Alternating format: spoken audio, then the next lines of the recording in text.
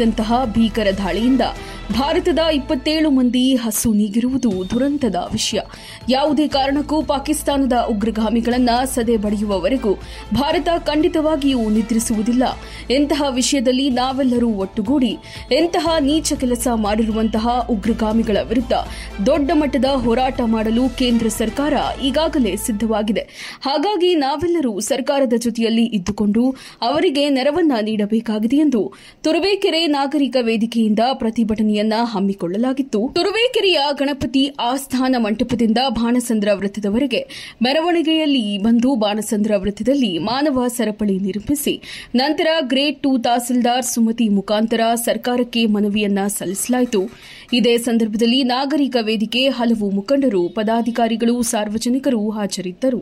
ಬೇಕಾಗಿರ್ತಕ್ಕಂಥದ್ದು ಅವರ ಈ ದ್ವೇಷನ ಬಿತ್ತುವಂತ ಕಾರ್ಯಕ್ರಮ. ಆ ದ್ವೇಷ ಬಿತ್ತಿದ್ರೆ ಈ ಎಳೆ ಮನಸ್ಸು ಏನು 16ರ ವಯಸ್ಸು ಏನಿರ್ತದೆ ಹುಡುಗರಿನಲ್ಲಿ, ಈ ಧರ್ಮನ ಇಟ್ಕೊಂಡು ಬೇರೆ ಧರ್ಮೀಯರ ಮೇಲೆ ದ್ವೇಷನ ಬಿತ್ತಿ ಅವ್ರನ್ನ ಕೆಣಕಿ ಉಗ್ರಗಾಮಿಗಳನ್ನಾಗಿ ಕಳಿಸ್ತಾ ಇದ್ದಾರೆ.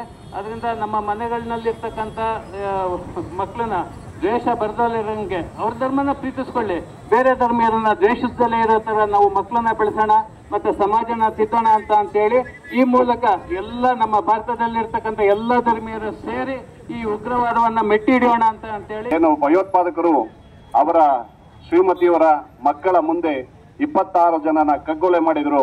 ಅದು ಇಡೀ ದೇಶವೇ ಇವತ್ತು ತಲೆ ತಗ್ಗಿಸ್ತಕ್ಕಂತ ಕೆಲಸ. ಅಂತ ಒಂದು ಹೀನ ಕೃತ್ಯವನ್ನ ಭಯೋತ್ಪಾದಕರು ಮಾಡಿದ್ದಾರೆ.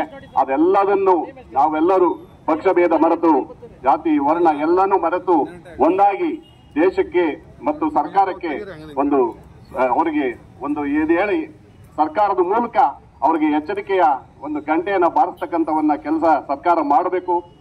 ನಮ್ಮ ಮುಸಲ್ಮಾನ ಬಾಂಧವರಿಗೆ ದೇಶದ ಬಗ್ಗೆ, ಧರ್ಮದ ಬಗ್ಗೆ, ಭಾರತ ಮಾತೆಯ ಬಗ್ಗೆ ಒಂದಾಗೋಣ, ಒಗ್ಗೂಡಿ ಇರೋಣ ಅಂತ ಹೇಳುವ ವಿಚಾರಗಳನ್ನ ಬೋಧಿಸಲೇಬೇಕು. ಮಕ್ಕಳಲ್ಲಿ ಭಾರತೀಯತೆಯನ್ನು ತುಂಬಲೇಬೇಕು. ಯಾಕೆಂದ್ರೆ ಇದು ಟೆರರಿಸಂ ಅನ್ನೋದು ದೊಡ್ಡ ವ್ಯಕ್ತಿಗಳ ಬಗ್ಗೆ ಮತ್ತೆ ಆಗೋದಲ್ಲ.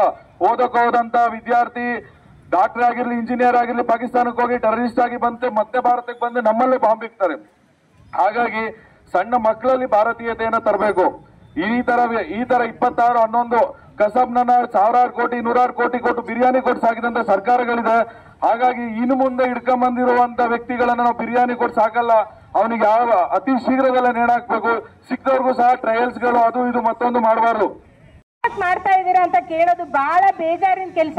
ನಮ್ಮಲ್ಲಿ ಎಲ್ಲ ಒಗ್ಗಟ್ಟಿಲ್ಲದೆ ಇರೋದೇ ಈ ಒಂದು ದುರಂತಕ್ಕೆ ಕಾರಣ ಅಂತ ನಾನು ಹೇಳ್ತೀನಿ. ದಯವಿಟ್ಟು ಇನ್ನಾರು ಮುಂದಕ್ಕೆ ಬನ್ನಿ, ನಮ್ಮನೆ ಕಷ್ಟ ಅಂತ ತಿಳ್ಕೊಳ್ಳಿ.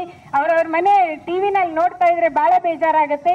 ದಯವಿಟ್ಟು ಇನ್ನಾರು ಮುಂದೆ ಇಂತಹ ದುರಂತಗಳ ಆಗ್ಬಾರ್ದು ಅಂತ ನಾವೆಲ್ಲ ಒಗ್ಗಟ್ಟಾಗಿದ್ರೆ ಇದೆಂದೂ ನಡೆಯಕ್ ಸಾಧ್ಯ ಇಲ್ಲ.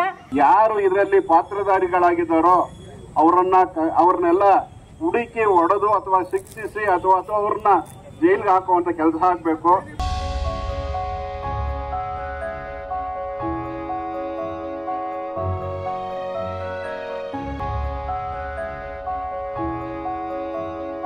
ಗುಣಮಟ್ಟದ ಚಿನ್ನ ಹಾಗೂ ಹಾಲ್ಮಾರ್ಕ್ ಬೆಳ್ಳಿ ಎಲ್ಲಾ ರೀತಿಯ ಆಭರಣಗಳು, ಒಡವೆಗಳನ್ನ ಮಾಡಿಕೊಡಲಾಗುತ್ತದೆ.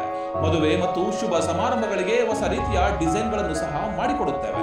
ಸ್ಥಳ ಗುಬ್ಬಿ ತಾಲೂಕಿನ ನಿಟ್ಟೂರಿನ ಬಸ್ ನಿಲ್ದಾಣದ ಪಕ್ಕದ SR ಜ್ಯುವೆಲ್ಸ್ ನಲ್ಲಿ. ಸಂಪರ್ಕಿಸಿ ಯೋಗೀಶ್ ಆಚಾರ್, SR ಜ್ಯುವೆಲ್ಸ್, ನಿಟ್ಟೂರು, ಗುಬ್ಬಿ ತಾಲೂಕು. ದೂರವಾಣಿ ಸಂಖ್ಯೆ 96